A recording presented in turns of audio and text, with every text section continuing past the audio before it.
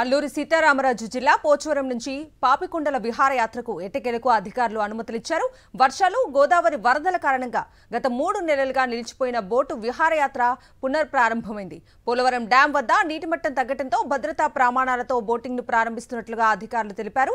పర్యాటకులతో Pochavaram boating point కలకల్లాడింది.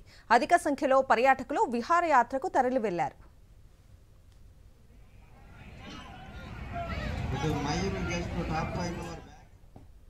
Ambedkar Konaseema జిల్లా అమలాపురంలో పారిశుద్ధ కార్మికుడిపై లంచం ఆరోపణల నేపథ్యంలో municipal commissioner Nirmal Kumar show cause నోటీసులను జారీ చేశారు.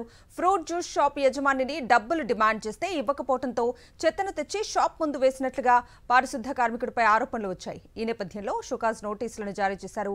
కమిషనర్ నిర్మల్ కుమార్ 48 గంటల్లో వివరణ ఇవ్వాలని కమిషనర్ సూచించారు. వారి వివరణ ఆధారంగా తదుపరి చర్యలు, విచారణ నిర్వహిస్తామని తెలిపారు కమిషనర్ నిర్మల్ కుమార్.